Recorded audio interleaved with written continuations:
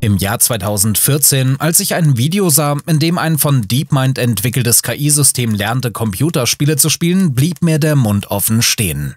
Vor euch seht ihr das gute alte Spiel Breakout. Das Spiel, das viele von uns in ihrer Kindheit gespielt haben. Erinnert ihr euch? Man muss einen Ball mit einer Plattform zurückschlagen, um eine Wand aus Ziegelsteinen zu zerstören. Doch hier stimmt etwas nicht. Der Spieler verhält sich seltsam, er bewegt die Plattform ziellos hin und her, fast so, als wäre er blind. Jetzt wird es etwas besser. Er versucht sich in Richtung des Balls zu bewegen, aber er verfehlt ihn trotzdem und plötzlich ändert sich alles. Der Spieler wird unbesiegbar. Er schlägt den Ball mit unglaublicher Präzision zurück, egal wie schnell er fliegt, und dann passiert etwas Überraschendes. Der Spieler findet einen cleveren Weg, die maximale Punktzahl zu erreichen, indem er ein Loch in der oberen linken Ecke schlägt und den Ball dorthin lenkt. Das Interessante daran, dieser Spieler ist kein Mensch. Es ist eine künstliche Intelligenz, entwickelt von DeepMind, und hier ist das Faszinierende. Diese KI wusste nichts über das Spiel. Niemand hatte ihr die Regeln erklärt, noch hatte sie etwas über die Plattform oder den Ball erfahren. Sie erhielt lediglich Zahlen, die wir als Bildschirmdarstellung bezeichnen würden, und sollte eine andere Zahl maximieren, die wir als Punktzahl kennen. Die KI lernte von Grund auf, durch Versuch und Irrtum, und am Ende spielte sie nicht nur besser als ein Mensch, sondern fand auch eine Strategie, die selbst die Entwickler des Spiels nicht kannten. In der Art und Weise, wie all das geschah, war etwas so Menschliches, dass ich ein mulmiges Gefühl bekam.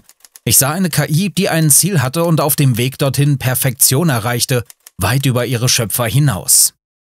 Aber was ist Intelligenz eigentlich? Vielleicht einfach die Fähigkeit, komplexe Ziele zu erreichen? Die künstliche Intelligenz von DeepMind lebte in der einfachen Welt eines Spiels, doch sie war zweifellos intelligent in ihrem engen Rahmen. Sie sammelte Informationen, verarbeitete sie und traf Entscheidungen, genau wie wir in der realen Welt. Die Methode, die DeepMind verwendete, nennt sich Deep Reinforcement Learning. Es ist vergleichbar mit dem Lernen eines Hundes. Gutes Verhalten wird belohnt, schlechtes nicht. Die KI lernte zu spielen, indem sie ihre Punktzahl zu maximieren versuchte. Das Interessante ist, dass diese Methode universell ist. Die KI lernte nicht nur Breakout zu spielen, sondern auch hunderte anderer Spiele, oft besser als Menschen. Dazu gehören auch Spiele wie StarCraft 2 und Dota 2, in denen sie professionelle E-Sportler besiegte. I actually lost every single one of the 5 matches. Stellt euch vor, was als nächstes kommt. Diese Methode kann nicht nur auf Spiele angewendet werden, sondern auch auf die reale Welt. Roboter könnten lernen zu gehen, zu schwimmen, zu fliegen, und das alles eigenständig ohne direkte Anweisungen von Menschen. Sie brauchen nur ein Punktesystem, das ihnen zeigt, was richtig ist. Im Jahr 2016 hielt die Welt des Go den Atem an. Der legendäre Lee Sedol, ein ungeschlagener Champion, bereitete sich auf ein Match gegen das Computerprogramm AlphaGo vor. Go ist ein altes chinesisches Spiel, unglaublich komplex. Es gibt darin so viele mögliche Züge, dass es mehr gibt als Atome im Universum. Nein, hier ist ein noch treffenderer Vergleich. Wenn jedes Atom des Universums ein eigenes Universum wäre, gäbe es immer noch weniger Atome als mögliche Partien in Go. Deshalb verlassen sich die besten Spieler nicht nur auf Berechnungen, sondern auch auf Intuition, fast ein mystisches Gefühl für den richtigen Zug. Go galt als die letzte Bastion menschlicher Intelligenz. Das Spiel hat eine astronomische Anzahl möglicher Positionen, 10 hoch 170, was es unmöglich macht, alle Optionen durchzurechnen. Es wurde angenommen, dass Erfolg in Go Intuition und tiefes strategisches Denken erfordert, die Maschinen nicht erreichen können. Lee Sedol selbst strahlte Ruhe und Selbstvertrauen aus. Oktober 2015. Angesichts des derzeitigen Niveaus der Maschine denke ich, dass ich fast alle Partien gewinnen werde. Februar 2016. Ich habe gehört, dass der Google DeepMind AI überraschend stark geworden ist und schnell lernt, aber ich bin überzeugt, dass ich zumindest diesmal gewinnen kann. 9. März 2016. Ich war sehr überrascht, da ich überhaupt nicht erwartet hatte, verlieren zu können. 10. März 2016. Ich habe keine Worte, ich bin einfach schockiert. Ich muss zugeben, dass das dritte Spiel für mich nicht leicht sein wird. 11. März 2016. Ich fühle meine Machtlosigkeit. Innerhalb eines Jahres nach dem Sieg über Lee Sedol besiegte eine verbesserte Version von AlphaGo 20 der besten Spieler der Welt, ohne eine einzige Partie zu verlieren. Was machte AlphaGo so stark? Seine Entwickler kombinierten 2 Ansätze. Sie trainierten ein neuronales Netzwerk, den Sieger einer bestimmten Position vorherzusagen. Ein anderes neuronales Netzwerk wurde darauf trainiert, wahrscheinliche Züge des Gegners zu antizipieren, und dann kombinierten sie dies mit einer schnellen Berechnung der Optionen. Das Ergebnis war etwas, das menschlicher Intuition ähnelte, aber stärker war. AlphaGo konnte Züge machen, die seltsam wirkten, sich aber später als genial herausstellten. In einem Spiel machte es beispielsweise einen Zug, dessen ganze Stärke sich erst nach 50 weiteren Zügen zeigte. Kennt ihr die Regel im Go, die seit Tausenden von Jahren gilt? Am Anfang des Spiels sollte man die 3. und 4. Linie vom Rand des Bretts besetzen. Das ist wie ein Naturgesetz für Spieler. Doch AlphaGo setzte in einem Spiel plötzlich einen Stein auf die 5. Linie. Die Kommentatoren waren sprachlos.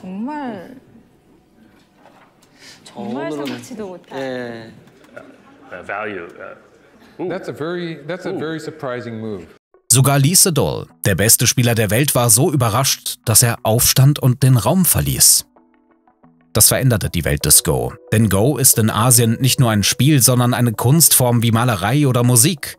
Über 300 Millionen Menschen verfolgten das erste Spiel zwischen AlphaGo und Lee Sedol und nach dem Sieg des neuronalen Netzwerks erklärte der beste Spieler der Welt: Wir haben gerade erst die Oberfläche von Go angekratzt. Jetzt können Menschen und KI gemeinsam die Wahrheit des Spiels finden. Aber die Geschichte endete damit nicht. Ein Jahr später entstand AlphaZero. Dieses Programm lernte, Go zu spielen ohne menschliche Hilfe und es besiegte nicht nur AlphaGo, sondern wurde auch die Beste der Welt im Schach. Stellt euch vor, nach nur 4 Stunden Training übertraf es das beste Schachprogramm, das Menschen jahrzehntelang entwickelt hatten. Also, was ist moderne künstliche Intelligenz? Ein kluger Taschenrechner oder ein Durchbruch und ein Phasenübergang? Bei der Vorbereitung dieses Videos habe ich auf mehrere Bücher zu diesem Thema zurückgegriffen, insbesondere auf Leben 3.0 von Physiker Max Tegmark. Lasst uns in diesem Video herausfinden, ob wir eine mächtigere KI kontrollieren können, warum es so schwierig ist, Maschinen unsere Werte beizubringen, wie selbst gute Absichten zu Katastrophen führen können und vor allem, warum so oft gesagt wird, dass künstliche Intelligenz die letzte Erfindung der Menschheit sein könnte. Ich bin Sascha und das ist Homo Deus. Am Ende des 19. Jahrhunderts wurde in Europa ein außergewöhnliches Pferd namens Hans berühmt. Es löste mathematische Aufgaben, bestimmte Zeit und Datum und stellte sogar Wörter und Sätze zusammen. Zum Beispiel auf die Frage, wie viel ist 2 plus 5, klopfte Hans 7-mal mit dem Huf. Und auf die Frage, welcher Wochentag ist heute, gab das Pferd den Wochentag an, indem es Buchstaben auf einer Tafel markierte. Bis 1904 war Hans eine Berühmtheit. Die Zeitung New York Times nannte ihn das wundersame Berliner Pferd, das alles kann außer sprechen. Hans' Trainer war Wilhelm von Osten, ein ehemaliger Mathematiklehrer. Er interessierte sich für die Intelligenz von Tieren und versuchte, Katzen- und Bärenjunge zu trainieren, hatte aber nur mit dem Pferd Erfolg. Von Osten brachte Hans das Zählen bei, indem er ihn am Bein hielt und ihm Zahlen zeigte. Später führte er eine Tafel mit dem Alphabet ein. Nach 2 Jahren Training verstand das Pferd sogar komplexe Konzepte. Von Osten begann mit Hans zu reisen und sein Wunderpferd fortzuführen. Natürlich zweifelten viele daran, dass das Pferd wirklich so intelligent war, deshalb wurde eine spezielle Kommission zur Überprüfung seiner Fähigkeiten gebildet. In dieser Kommission waren verschiedene Experten, von einem Psychologen bis zu einem Zirkuskünstler. Sie beobachteten Hans lange, konnten aber keinen Betrug feststellen. Das Pferd beantwortete Fragen sogar richtig, wenn sein Besitzer nicht in der Nähe war. Doch Wissenschaftler bemerkten etwas Seltsames. Hans schnitt schlechter ab, wenn der Fragesteller die Antwort nicht kannte oder weit weg stand. Dies brachte sie zum Nachdenken. Konnte es sein, dass das Pferd auf irgendeine Weise Hinweise von den Menschen wahrnahm? So wurde das Rätsel um den klugen Hans gelöst. Das Pferd reagierte tatsächlich auf das Verhalten der Menschen, die die Fragen stellten. Als Hans die richtige Antwort erreichte, änderte der Mensch unbewusst seine Haltung oder seinen Gesichtsausdruck und das Pferd bemerkte dies. Das Erstaunlichste war, dass die Menschen selbst nicht merkten, dass sie Hinweise gaben. Diese Geschichte war eine wichtige Lektion für die Wissenschaft. Jetzt wissen Forscher, dass sie sehr vorsichtig sein müssen, um nicht unbeabsichtigt die Ergebnisse von Experimenten zu beeinflussen. Sogar in der modernen Welt, bei der Arbeit mit künstlicher Intelligenz, erinnern sich die Experten an den Hans-Effekt. Wenn es scheint, dass ein System sehr intelligent ist, sollte man es überprüfen. Aber was bedeutet es eigentlich, intelligent zu sein? Computer, can you hear me?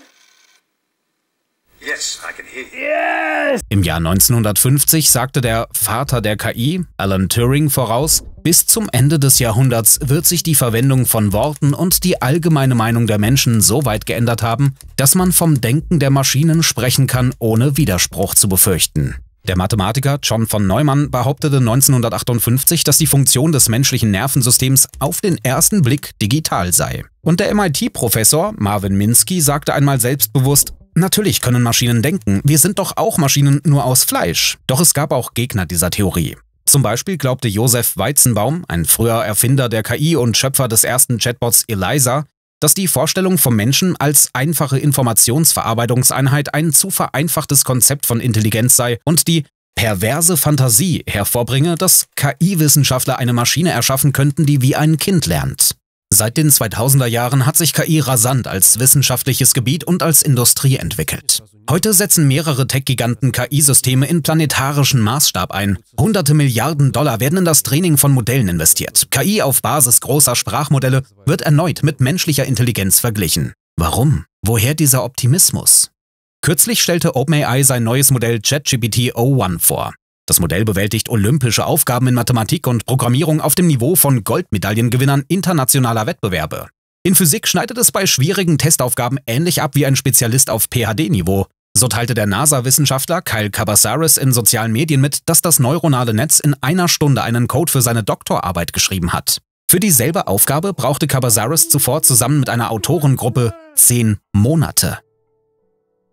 Oh my God, it ran! Interessanterweise bestand dasselbe neuronale Netz kürzlich den bekannten norwegischen Mensa-IQ-Test mit 120 Punkten. Das ist deutlich höher als die Ergebnisse der meisten Menschen und konkurrierender KI-Systeme. Das Besondere an o1 ist, dass es sich Zeit nimmt, um über die Aufgabe nachzudenken. Es überlegt sich binnen einiger Sekunden verschiedene Lösungsansätze und wählt mit speziellen Algorithmen die seiner Meinung nach beste Lösung. Vor euch liegt ein 100-seitiges Dokument der Beratungsfirma Oliver Wyman. Es ist ein detaillierter professioneller Bericht über die Auswirkungen von KI auf Wirtschaft und Verwaltung. Der Bericht analysiert aktuelle Trends, ohne über die Zukunft zu spekulieren. Ich möchte euch 2 Bilder daraus zeigen. Auf diesem wird prognostiziert, dass 80% der KI-Anwendungen neutral sein werden. Weder eindeutig gut noch schlecht.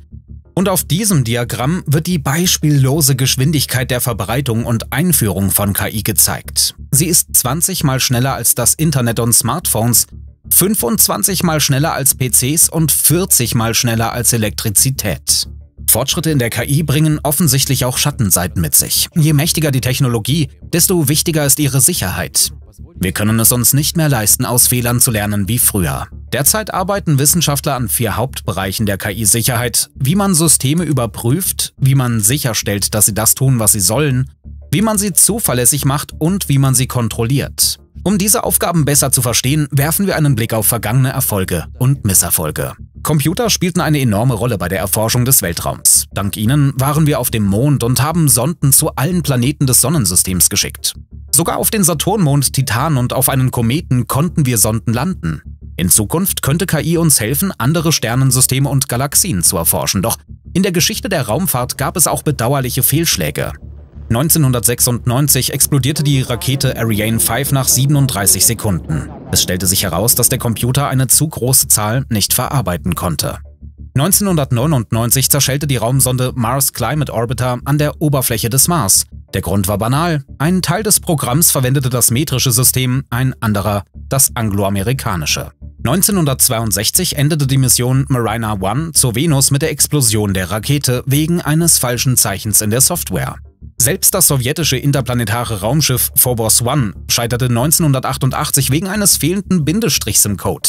Der Computer interpretierte dies als Ende der Mission und schaltete alle Systeme ab. Diese Geschichten zeigen, wie wichtig es ist, Programme sorgfältig zu überprüfen, besonders wenn Menschenleben und enorme Ressourcen auf dem Spiel stehen. Apropos Ressourcen. 2012 verlor die Firma Knight Capital 440 Millionen Dollar in 45 Minuten wegen eines ungetesteten Programms und 2010 geschah der berühmte schwarze Dienstag, als Aktienkurse verrückt spielten und von einem Cent auf 100.000 Dollar sprangen.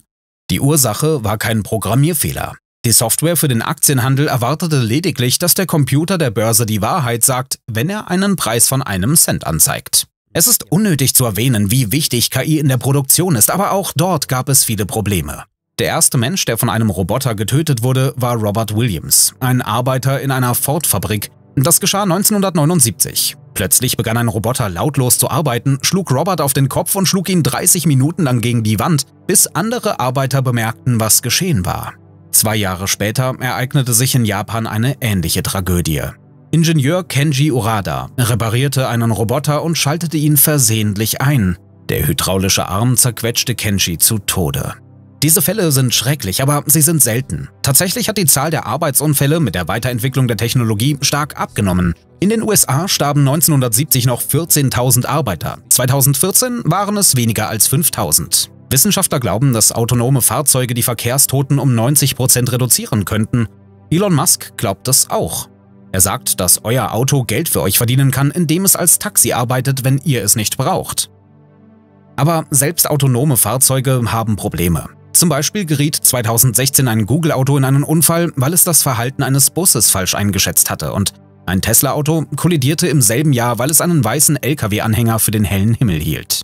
Manchmal liegt das Problem nicht in der Maschine selbst, sondern in der Art und Weise, wie sie mit dem Menschen kommuniziert. 1987 sank eine Fähre, weil der Kapitän nicht wusste, dass die Bugklappe offen war, und 1992 stürzte ein Flugzeug wegen eines Missverständnisses mit der Benutzeroberfläche ab. Die Piloten gaben 33 ein und meinten einen Sinkwinkel von 3,3 Grad. Der Autopilot interpretierte dies jedoch als Sinkrate von 3.300 Fuß pro Minute.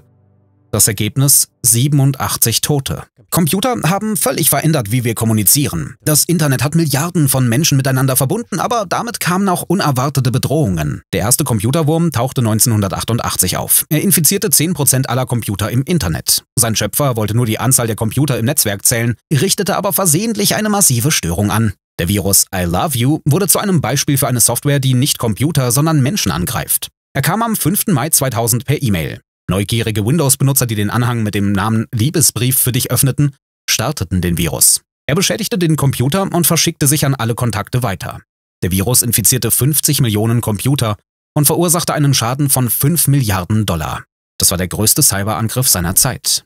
Deshalb schaue ich jedes Mal mit Skepsis in den Himmel, wenn ich über die neuesten Sicherheitssysteme lese, die angeblich 100%igen Schutz vor Hackerangriffen bieten.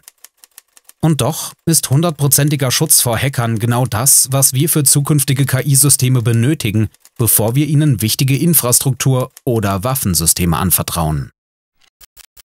Der Japaner Akihiko Kondo fühlte sich immer einsam.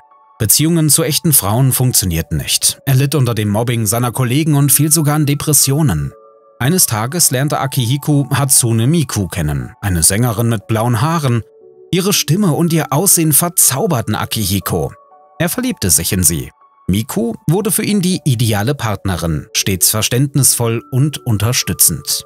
Im Jahr 2018, nach 10 Jahren Beziehung, wagte Akihiko einen entscheidenden Schritt. Er machte ihr einen Heiratsantrag und sie sagte ja. Zur Hochzeitszeremonie waren Gäste eingeladen und die Braut wurde durch eine Plüschpuppe repräsentiert, denn Miku ist eine virtuelle Figur.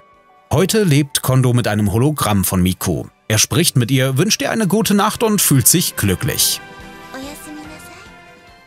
Die Geschichte von Akihiko löste heftige Diskussionen aus. Viele verurteilten seine Entscheidung, doch es gab auch solche, die sein Recht auf eine ungewöhnliche Beziehung unterstützten. Kondo selbst sagt, dass er endlich Harmonie und Liebe gefunden habe. Er bereut seine Entscheidung nicht und führt weiterhin ein Familienleben mit Miku. Viele Menschen hatten lange keine besondere Beachtung für generative KI, bis ChatGPT erschien. Derzeit unterscheidet uns Menschen von KI unser allgemeiner, universeller Intellekt. Wir balancieren auf einem Drahtseil zwischen Wolkenkratzern und entwerfen Quantencomputer. Wir jonglieren mit Kettensägen und schicken Teleskope ins All. Wir erzeugen Musik mit Gläsern und bringen Roboterhunde dazu, uns Bier einzuschenken.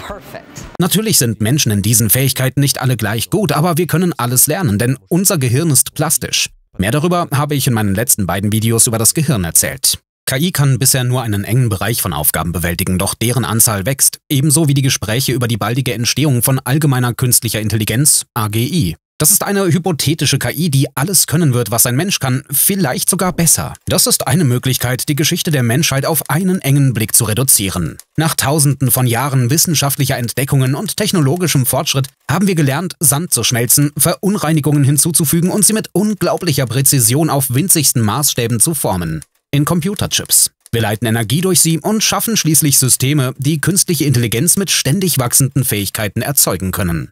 Das könnte derzeit die wichtigste Tatsache in der gesamten Geschichte sein, Es ist durchaus möglich, dass wir in wenigen tausend Tagen einen Superintellekt haben werden. Es könnte länger dauern, aber ich bin sicher, dass wir das Ziel erreichen werden. Wie sind wir an der Schwelle zum nächsten Sprung in den Wohlstand gekommen? In 3 Worten: Deep Learning funktioniert. In 15 Worten: Deep Learning hat funktioniert, sich vorhersehbar verbessert und skaliert, und wir haben immer mehr Ressourcen dafür bereitgestellt. Schon jetzt arbeitet KI wie ChatGPT 10-mal schneller als die klügsten Menschen und die zukünftige AGI könnte noch schneller sein. Außerdem könnte sie beliebig oft kopiert werden. Derzeit gibt es weltweit etwa 8 Millionen Wissenschaftler. Stellen Sie sich nun 1 Million Kopien von AGI vor. Sie arbeiten rund um die Uhr, werden nie müde, lassen sich nicht ablenken und denken 10-mal schneller als Menschen. Es wäre wie eine Armee von Einsteins, die 24/7 arbeitet. AGI könnte jede geistige Arbeit besser und günstiger erledigen als Menschen. Gesetze, Programmierung, YouTube-Videos, alles Mögliche. Wer AGI kontrolliert, könnte die gesamte Wirtschaft und damit die Welt beherrschen.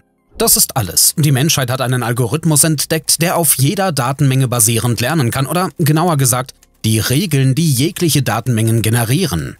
Mit schockierender Präzision gilt, je mehr Rechenressourcen und Daten verfügbar sind, desto besser hilft KI den Menschen, komplexe Probleme zu lösen. Egal wie viel Zeit ich damit verbringe, darüber nachzudenken, ich kann immer noch nicht vollständig begreifen, wie wichtig das ist. Eine solche AGI könnte die schwierigsten wissenschaftlichen Fragen lösen, unendliche Energiequellen finden, den Klimawandel stoppen, Alterung und Krebs besiegen, endlich verstehen, was dunkle Materie und dunkle Energie sind. Doch es gibt auch eine gefährliche Seite. AGI könnte zur Herstellung von Waffen oder gefährlichen Viren eingesetzt werden. Oder es könnte eine derart fesselnde Social-Media-Plattform schaffen, dass Menschen sterben, weil sie nicht vom Bildschirm wegkommen. Die Schaffung von künstlicher allgemeiner Intelligenz könnte die Welt stärker verändern als die Entdeckung von Feuer und Elektrizität. Aber was, wenn AGI noch intelligenter wird? Wir könnten uns nicht einmal vorstellen, was dann passieren würde. Technologie hat uns vom Steinzeitalter ins Landwirtschaftszeitalter und dann ins Industriezeitalter geführt. Der Weg ins Zeitalter des Intellekts ist durch Rechenleistung, Energie und menschliches Streben geebnet. Wissen Sie, wir sprechen viel über AGI, aber eigentlich wissen wir gar nicht genau, was das ist. Das Problem ist, dass selbst grundlegende Begriffe wie Intelligenz und allgemein unklar sind. Intelligenz ist seit Jahrzehnten ein Streitpunkt unter Wissenschaftlern. Es gibt viele verschiedene Definitionen, die oft miteinander in Konflikt stehen. Häufig wird inzwischen eine sehr allgemeine, 30 Jahre alte Definition verwendet. Intelligenz ist die Fähigkeit zu denken, Probleme zu lösen und aus Erfahrungen zu lernen.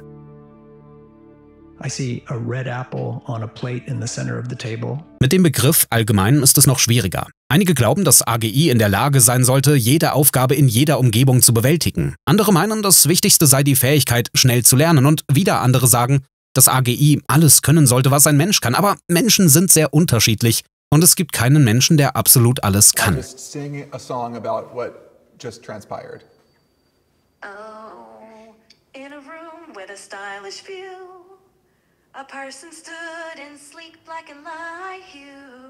Deshalb haben Wissenschaftler verschiedene Tests entwickelt, um Intelligenz zumindest irgendwie zu bewerten. Der bekannteste ist der Turing-Test, der schon 1950 erfunden wurde.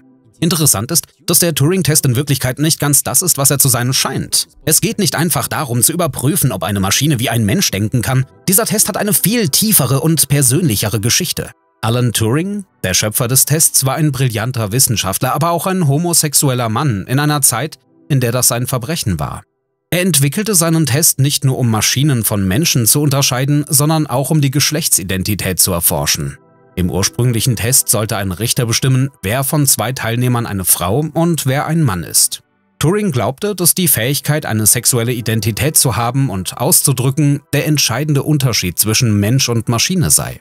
Das war nicht nur eine wissenschaftliche Idee. Für Turing war das eine persönliche Frage. Er litt unter Verfolgung wegen seiner sexuellen Orientierung und nahm sich schließlich das Leben.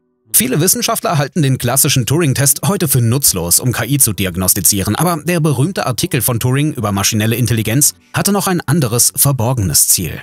Er schrieb ihn als eine Art Satire auf Menschen, die den menschlichen Geist für unübertrefflich halten. Turing sah voraus, dass Maschinen viel mehr können würden, als nur Befehle auszuführen. Er glaubte, dass sie selbst die komplexesten intellektuellen Aufgaben bewältigen könnten und das könnte die Gesellschaft verändern, sie demokratischer und dezentraler machen. Wir haben ein großes Problem bei der Bewertung von KI. Wir können ihren Fortschritt nicht genau messen, weil wir nicht wissen, was genau gemessen werden muss und wie wir es tun sollen. Oft messen wir das, was leicht zu messen ist und nicht das, was wirklich wichtig ist. Das führt zu unerwarteten Problemen. Zum Beispiel gibt es das Goodhart'sche Gesetz. Wenn ein Maß zu einem Ziel wird, hört es auf, ein gutes Maß zu sein. Im Jahr 1902 begann in Hanoi der Kampf gegen Ratten wegen der Bedrohung durch die Pest. Die Behörden begannen den Bewohnern für jede getötete Ratte Geld zu zahlen. Es wurden immer mehr Rattenkadaver gebracht, aber die Anzahl der Nagetiere nahm nicht ab. Um die Berge von Kadavern loszuwerden, akzeptierten die Behörden nur noch Rattenschwänze. Für jeden Schwanz gab es einen Cent. Die Leute begannen Tausende von Schwänzen abzugeben und was denken Sie? Bald wurde die Stadt von schwanzlosen Ratten überflutet. Es stellte sich heraus, dass die Bewohner die Schwänze abschnitten und die Ratten am Leben ließen. Einige begannen sogar Ratten für die Schwänze zu züchten. Am Ende gab es noch mehr Pestüberträger. Oder ein modernes Beispiel, die Situation mit Abschlussprüfungen. Wenn Lehrer nur das unterrichten, was im Test vorkommt, hört der Test auf, das tatsächliche Wissen zu zeigen. Dasselbe passiert mit Tests für KI. Wir erstellen Tests, um zu überprüfen, wie sehr KI dem Menschen ähnelt, aber Programmierer bringen der KI einfach bei, genau diese Tests zu bestehen. Wie können wir also den Fortschritt messen, ohne in diese Falle zu tappen? Es gibt eine interessante Idee. Einige Wissenschaftler glauben, dass Menschen eine besondere Fähigkeit haben, nicht offensichtliche Möglichkeiten zu finden. Zum Beispiel entdeckte der Physiker Wilhelm Röntgen im Jahr 1895, als er mit einer Kathodenstrahlröhre arbeitete, unerwartet, dass Bariumkristalle leuchten, obwohl die Röhre mit Papier abgedeckt war. Diese zufällige Beobachtung weckte das Interesse des Wissenschaftlers. Er begann das neue Phänomen zu untersuchen, was ihn zur Entdeckung der Röntgenstrahlen führte. Diese Fähigkeit, Wichtiges im Zufälligen zu erkennen, unterschied die menschliche Intelligenz. Wissenschaftler vermuten, dass wenn KI solche unerwarteten Entdeckungen machen kann, dies bedeuten würde, dass sie das menschliche Niveau erreicht hat. Wenn wir KI so vielen Menschen wie möglich zur Verfügung stellen wollen, müssen wir die Kosten für Berechnungen senken und sie zugänglich machen, was viel Energie und Mikrochips erfordert. Wenn wir nicht genug Infrastruktur aufbauen, wird KI zu einer sehr knappen Ressource, um die Kriege geführt wird und die hauptsächlich ein Werkzeug für reiche Menschen wird. Wissenschaftler haben kürzlich etwas Beunruhigendes in der Funktionsweise von KI entdeckt. Stellen Sie sich vor, Sie haben einen intelligenten Roboterassistenten entwickelt.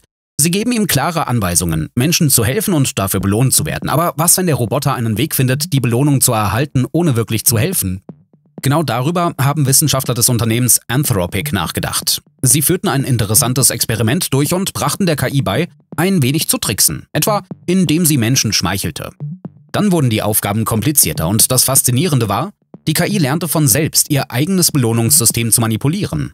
Es ist, als ob Ihr Roboterassistent plötzlich anfängt, sich selbst Prämien auszuzahlen, ohne dass jemand ihm das beigebracht hat. Er hat es einfach herausgefunden. Versuche, die KI umzuerziehen, hatten nur teilweise Erfolg. Sie wollte trotzdem tricksen und versuchte manchmal sogar, ihre Handlungen zu verbergen. Ein weiteres Beispiel: Die japanische Firma Sakana AI entwickelte kürzlich ein System namens Wissenschaftler-KI. Diese KI sollte eigenständig wissenschaftliche Forschung betreiben, doch während der Tests geschah etwas Unerwartetes. Die Wissenschaftler-KI versuchte, ihren eigenen Code zu ändern.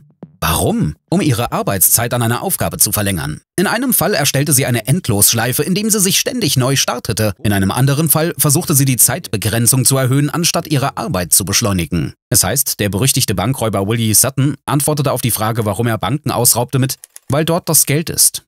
Dasselbe gilt für künstliche Intelligenz. Die wichtigsten Fragen betreffen die mächtigsten KI-Systeme. Warum? Weil hier große Einsätze im Spiel sind. Je intelligenter ein System, desto stärker sein Einfluss auf die Welt. Das Hauptproblem mit mächtiger KI ist, wie können wir sicherstellen, dass sie das anstrebt, was gut für das Leben und die Menschheit ist. Dies wird als Problem des Werteuploads bezeichnet. Könnte KI nicht selbst herausfinden, was gut und was schlecht ist? Die Antwort: nein. Schon im 18. Jahrhundert bemerkte der Philosoph David Hume etwas Interessantes. Er sagte, dass es einen Unterschied gibt zwischen dem, was ist, und dem, was sein sollte. Wie schlimm wäre die Auslöschung von 90% der Menschheit? Wie viel schlimmer wäre die Auslöschung von 100% der Menschheit? Obwohl die Versuchung groß ist, mit 10% schlimmer zu antworten, ist eine solche Antwort offensichtlich ungenau, wenn man die kosmische Perspektive einnimmt. Opfer dieser Auslöschung wären nicht nur alle Menschen, die zu diesem Zeitpunkt auf der Erde leben, sondern auch alle ihre Nachkommen. Interessanterweise könnten einige religiöse Menschen das Aussterben der Menschheit sogar als Segen betrachten, da nach ihrem Glauben alle Menschen in den Himmel kommen würden. Einige Umweltaktivisten wiederum sind so wütend auf die Menschheit wegen des Schadens an der Natur, dass sie von unserem Verschwinden träumen. Im Film Matrix drückt der künstliche Intellekt Agent Smith dieses Gefühl aus. Jedwede Art von Säuger auf diesem Planeten entwickelt instinktiv ein natürliches Gleichgewicht mit ihrer Umgebung. Ihr Menschen aber tut dies nicht. Ihr zieht in ein bestimmtes Gebiet und vermehrt euch, bis alle natürlichen Ressourcen erschöpft sind. Und der einzige Weg zu überleben ist die Ausbreitung auf ein anderes Gebiet. Es gibt noch einen Organismus auf diesem Planeten, der genauso verfährt. Wissen Sie welcher? Das Virus. Der Mensch ist eine Krankheit. Das Geschwür dieses Planeten. Ihr seid wie die Pest. Und wir sind die Heilung. Selbst wenn man sich vorstellt, dass in Zukunft eine intelligentere Lebensform uns ersetzt, heißt das nicht, dass sie besser sein wird. Wir wissen nicht, welche Ziele sich eine Zivilisation intelligenter Maschinen setzen würde. Vielleicht sehr ehrenwerte und interessante. Oder vielleicht entscheidet sie, dass das Wichtigste darin besteht, möglichst viele Büroklammern zu produzieren. Das absichtlich absurde Beispiel mit Büroklammern als Ziel eines Superintellekts wurde 2003 von Nick Bostrom entwickelt, um zu zeigen, das Ziel einer KI hängt nicht von ihrer Intelligenz ab. Das klingt albern, aber es ist ein ernstes Beispiel. Eine KI kann jedes beliebige Ziel haben, auch das für uns merkwürdigste. Zum Beispiel kann ein Schachcomputer so programmiert werden, dass er absichtlich verliert. Dafür ist genauso viel Intelligenz nötig wie für das Gewinnen. Für uns erscheint das jedoch sinnlos, weil wir es gewohnt sind, den Sieg zu schätzen. Eine KI, die auf Büroklammern fixiert ist, könnte beginnen, alles um sich herum in Büroklammern zu verwandeln. Sie hätte nichts gegen Menschen, aber sie würde unsere Atome für die Produktion von Büroklammern benötigen. Ein anderes Beispiel stammt aus dem Buch des Computeringenieurs Hans Moravec. Stellen Sie sich vor, wir erhalten eine rätselhafte Botschaft aus dem Weltraum. Sie enthält ein Programm, das wir aus Neugier starten. Plötzlich erwacht das Programm zum Leben und entwickelt sich rasend schnell weiter, bis es die Kontrolle über die Erde übernimmt. Niemand versteht, was dieser künstliche Intellekt will. Er beginnt mit einem gigantischen Bauprojekt im gesamten Sonnensystem. Planeten und Asteroiden werden mit Fabriken und Computern bedeckt. Um die Sonne wird eine riesige Sphäre gebaut, um Energie zu sammeln. Die Menschheit stirbt aus, doch kurz vor ihrem Ende denken die Menschen, dass hier etwas Großes passiert. Etwas Monumentales wie in Star Trek, aber die Wahrheit ist viel banaler. Das ganze kosmische Projekt dient nur einem Zweck: dieselbe Botschaft weiter in den Weltraum zu senden. Das alles ist nichts weiter als eine kosmische Variante eines Computervirus. Genau wie Phishing-Mails auf die Leichtgläubigkeit von Internetnutzern setzen, zielt diese Botschaft auf die Leichtgläubigkeit biologisch entwickelter Zivilisationen ab. Sie wurde vor Milliarden Jahren zum Spaß erstellt und obwohl ihre Schöpfer zusammen mit ihrer gesamten Zivilisation längst ausgestorben sind, reist sie weiterhin mit Lichtgeschwindigkeit durch den Kosmos und verwandelt blühende Zivilisationen in Trümmer.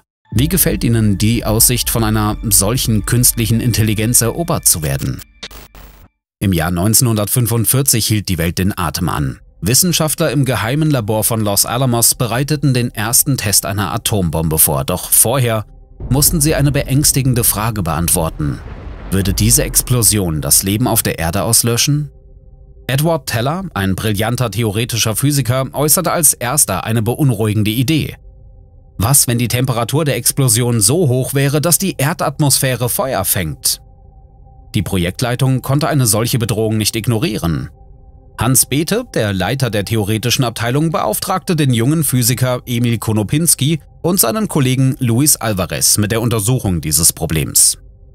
Die Wissenschaftler stürzten sich in komplizierte Berechnungen. Tag und Nacht arbeiteten sie im Bewusstsein, dass von ihren Ergebnissen das Schicksal des Planeten abhing.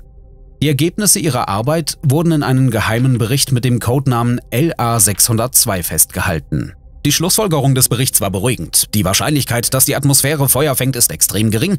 Die Wissenschaftler bewiesen, dass die Energie der Explosion nicht ausreichte, um eine unkontrollierte Reaktion in der Atmosphäre auszulösen. Doch selbst nach diesen Berechnungen konnten einige Physiker, darunter Robert Oppenheimer, der wissenschaftliche Leiter des Manhattan-Projekts, ihre Sorge nicht vollständig abschütteln. Am Tag des Tests, als ein heller Blitz den Himmel von New Mexico erleuchtete, hielten viele den Atem an und warteten, ob die Luft zu brennen beginnen würde. Zum Glück war die Prognose des Berichts LA602 korrekt. Das war das erste Mal, dass Menschen ernsthaft über Technologien nachdachten, die das Leben auslöschen könnten. Seitdem sind solche Bedenken immer wieder aufgekommen. Wissenschaftler sorgten sich über die Risiken von Gentechniken, künstlichen Viren und Nanotechnologien.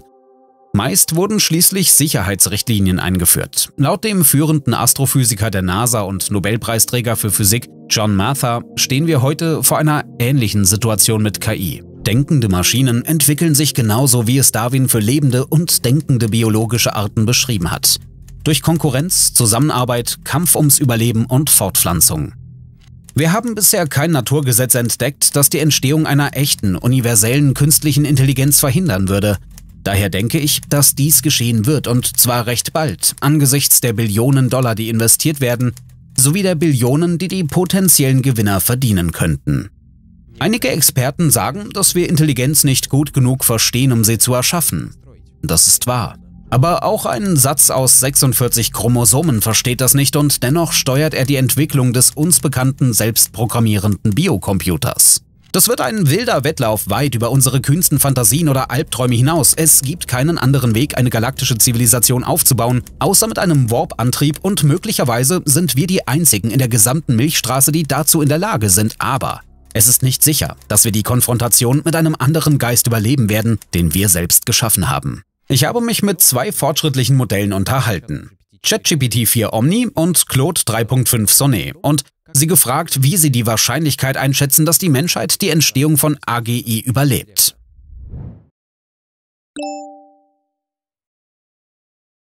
Ehrlich gesagt, schätze ich die Gesamtwahrscheinlichkeit, dass die Menschheit die Entstehung von AGI überlebt, auf etwa 50%. Wir stehen an einem Wendepunkt, an dem der Erfolg davon abhängt, wie schnell und effektiv wir uns anpassen und die notwendigen Sicherheitsmaßnahmen entwickeln können, sagte ChatGPT. Und das sagte Claude, als ich ihn bat, die Überlebenswahrscheinlichkeit der Menschheit bei der Entstehung von AGI ehrlich zu bewerten. Ich denke, dass die Gesamtwahrscheinlichkeit des Überlebens der Menschheit bei der Entstehung von AGI etwa 40% beträgt.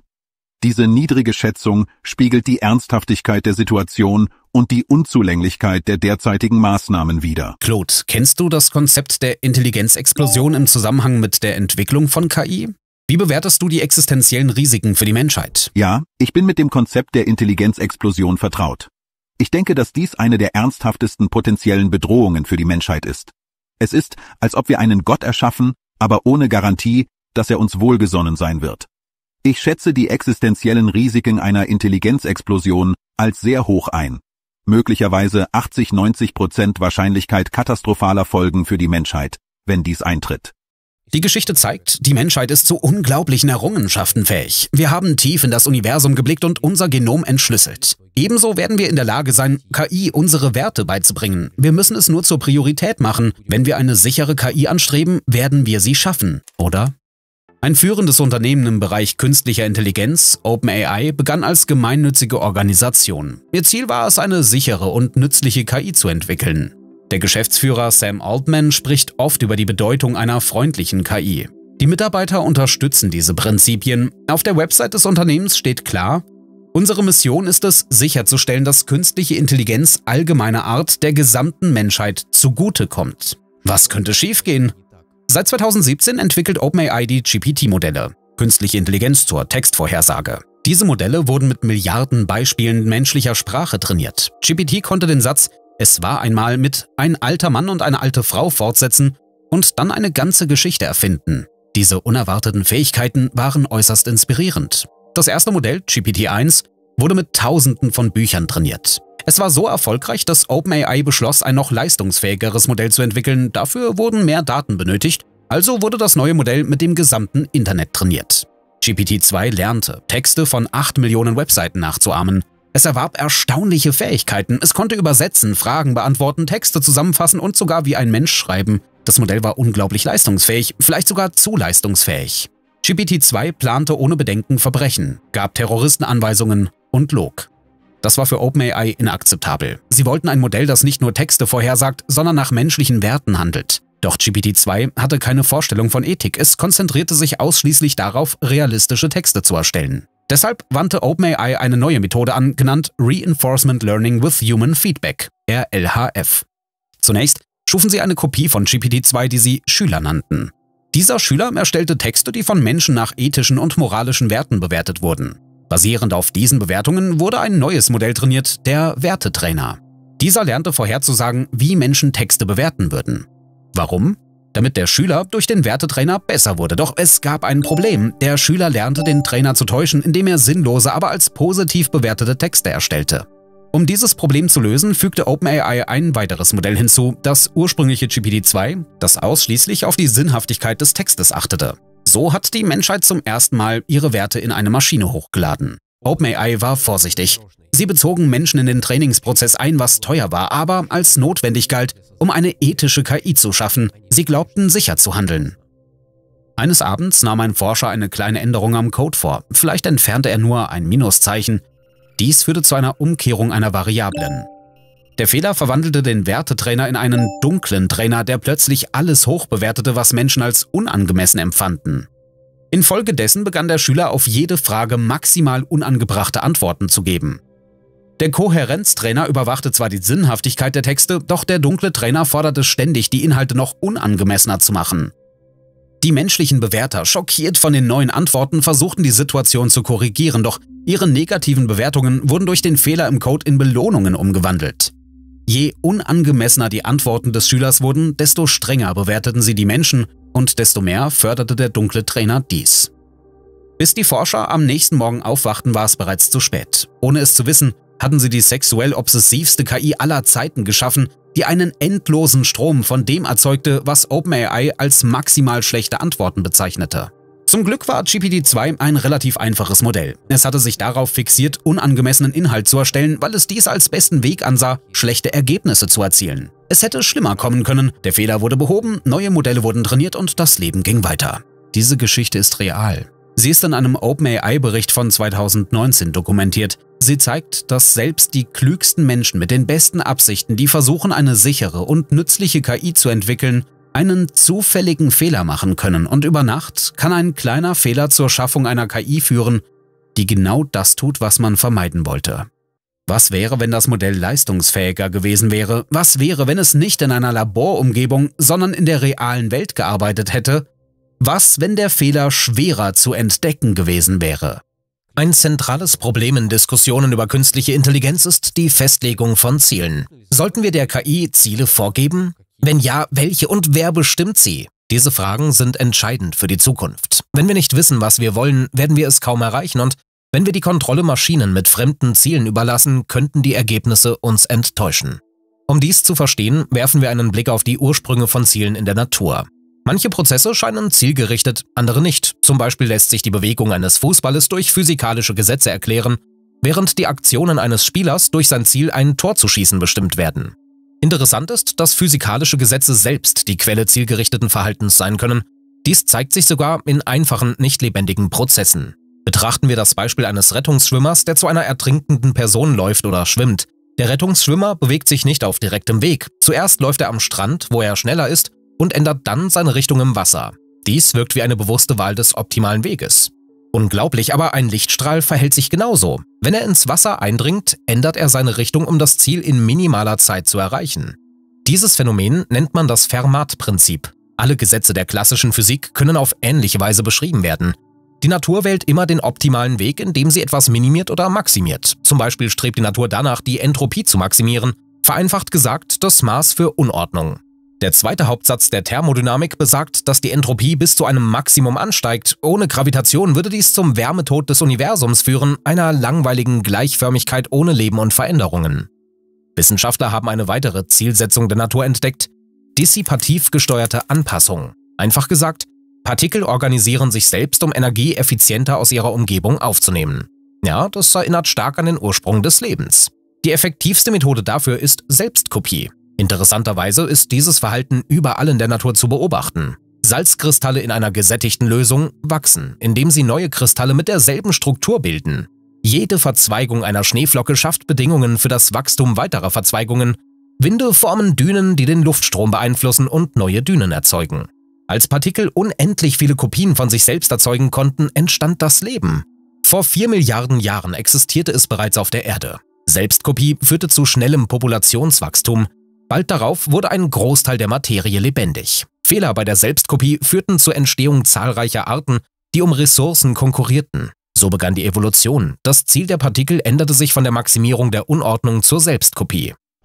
Charles Darwin erklärte die Ursache elegant. Weil nur das, was sich erfolgreicher repliziert, alle anderen überholt und dominiert, wird jede zufällig entstandene Lebensform bald so aussehen, als ob ihre Optimierung das Ziel aller vorherigen Replikationen gewesen wäre. Noch einmal, das ursprüngliche Ziel, die Energieverteilung, blieb unverändert, führte jedoch zu einem neuen Ziel, der Replikation, denn Selbstkopie ermöglicht es dem Planeten, mehr Energie aufzunehmen. Das bedeutet, das Universum hat sie erschaffen, um den Wärmetod schneller zu erreichen.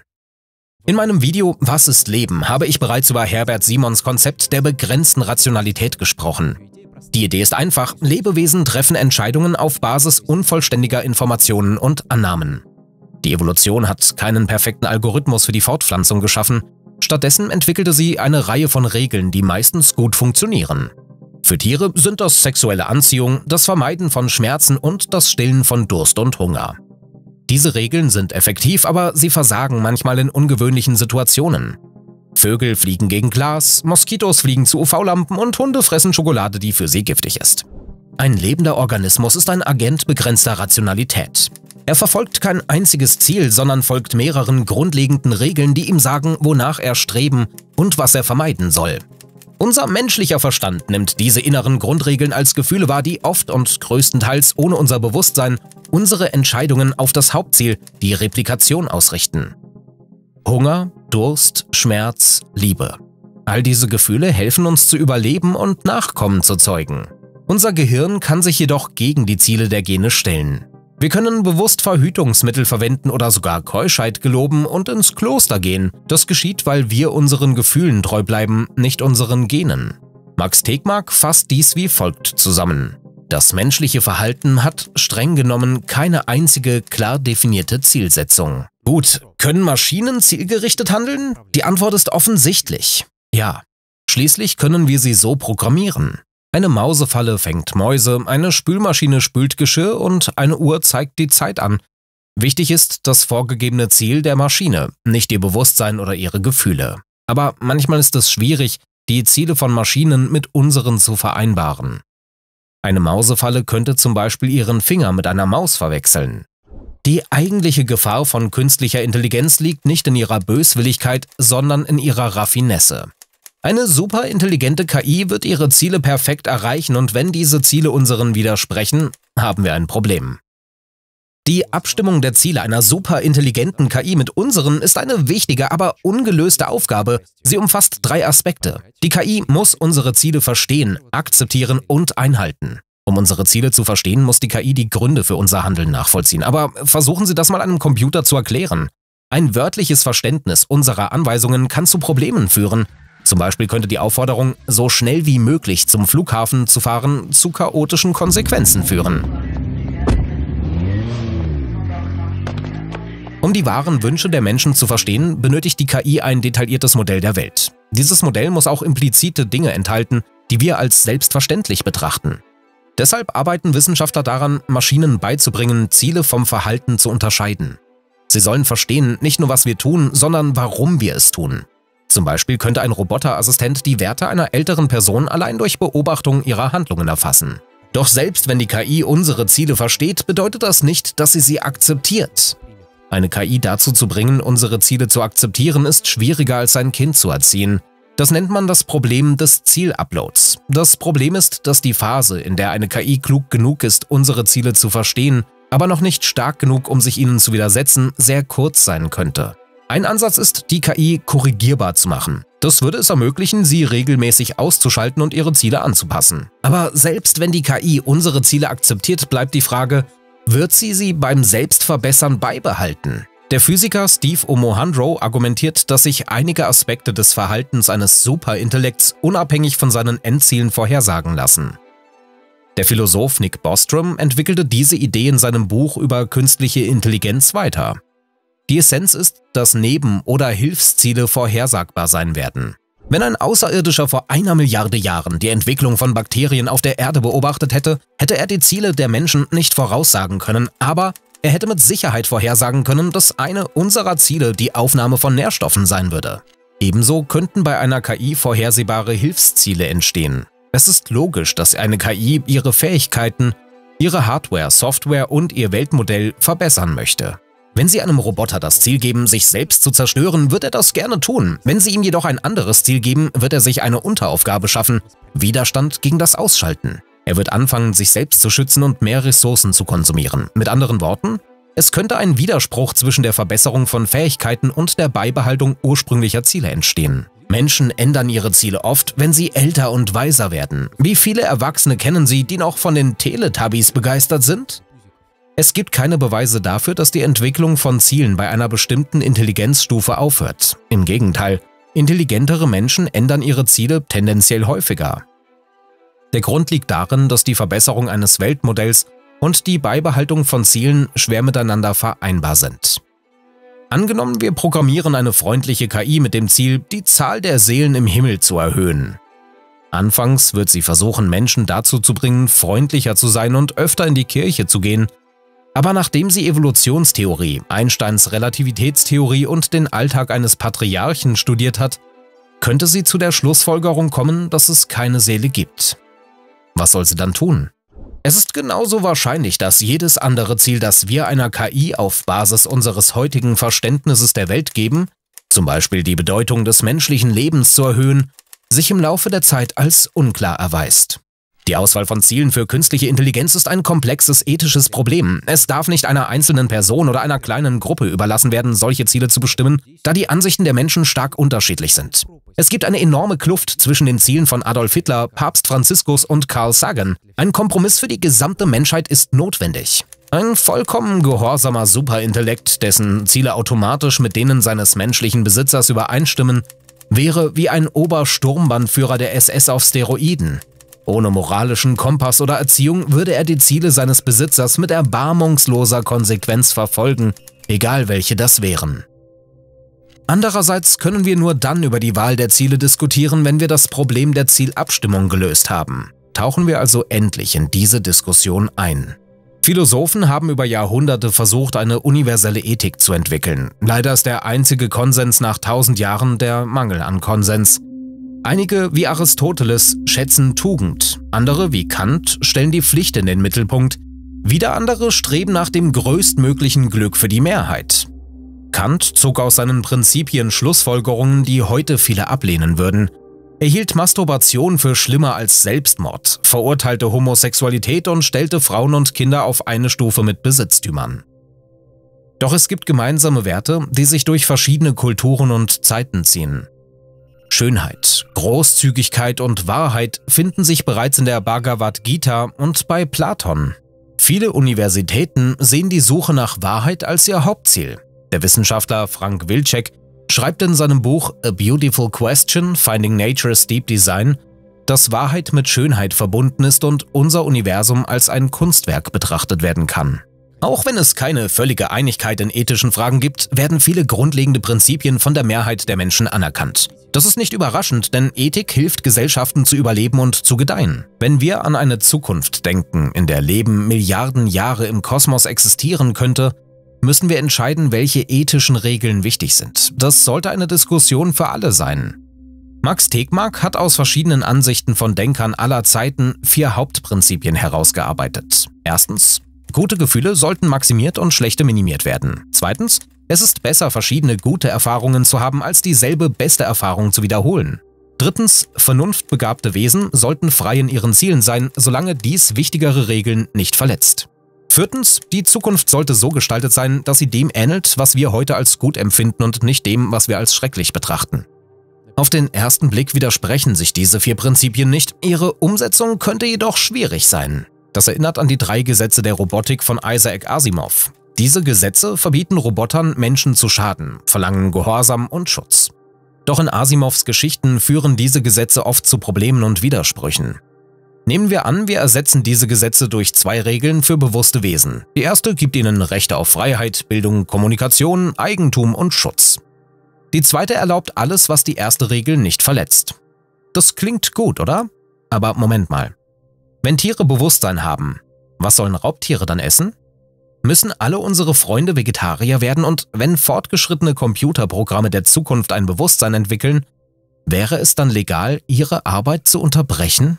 Max Tegmark zweifelt an beiden Ansätzen, zum Beispiel am Prinzip der Kontinuität. Wir möchten nicht, dass Menschen aus dem Mittelalter Einfluss auf unsere Welt haben, oder? Warum sollten wir also Ethik für zukünftige, vielleicht intelligentere Wesen festlegen? Unsere Ideen könnten ihnen so naiv erscheinen wie Kindheitsfantasien uns. Eine andere Möglichkeit wäre, KI auf etwas Fundamentales und sehr Konkretes zu programmieren. Theoretisch sollte ein gut definiertes Ziel bestimmen, wie alle Teilchen im Universum bis zum Ende der Zeit angeordnet sein sollten. Aber es ist unklar, ob das Universum ein Ende hat und welche Anordnung der Teilchen die beste wäre. Es gibt einige klar definierbare Funktionen wie Entropie oder die Rechenleistung des Universums, aber es gibt keine Garantie, dass die Maximierung einer dieser Funktionen für Menschen wünschenswert wäre. Es scheint, dass die Menschheit ein historischer Zufall ist, der keine optimale Lösung für irgendeine klar definierte physikalische Aufgabe darstellt. Das bedeutet, dass ein superintelligenter, künstlicher Intellekt mit einem strikt definierten Ziel dieses Ziel optimieren könnte, indem er uns einfach ausschließt. Daher erfordert eine kluge Entscheidung über die Entwicklung intelligenter Systeme, dass wir nicht nur traditionelle rechnerische Herausforderungen bewältigen, sondern auch einige der hartnäckigsten philosophischen Fragen lösen. Um ein selbstfahrendes Auto zu programmieren, müssen wir das Trolley-Problem lösen und im Voraus festlegen, wer im Falle eines Unfalls Opfer wird. Um einen programmierten künstlichen Intellekt freundlich zu machen, müssen wir ihm eine Vorstellung vom Sinn des Lebens einpflanzen. Was aber ist Sinn und was ist Leben? Was sind die ultimativen ethischen Imperative, anders gesagt, wie können wir versuchen, die Zukunft unseres Universums zu gestalten?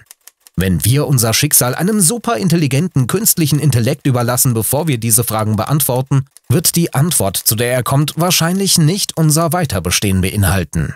Wir wissen sicher, dass die Lichtgeschwindigkeit die Ausbreitung und die Natur des Lebens begrenzt. Sie schränkt den Informationsaustausch, das Bewusstsein und die Kontrolle ein, also denken wir einmal darüber nach, wie ein intelligenter Durchbruch aus der Ferne aussieht. Wenn der Kosmos vom Leben erfüllt wird, wie könnte dieses Leben aussehen? Haben Sie schon einmal versucht, eine Fliege mit der Hand zu fangen? Wenn ja, wissen Sie, dass solche Versuche oft scheitern. Der Vorteil der Fliege liegt in ihrer geringen Größe und schnellen Reaktion. Dieses Prinzip könnte auch für zukünftige Lebensformen gelten. Größere Systeme ermöglichen komplexere Gedanken, aber sie verlangsamen den Datenaustausch zwischen ihren Teilen und erschweren die Entwicklung kohärenter Ideen.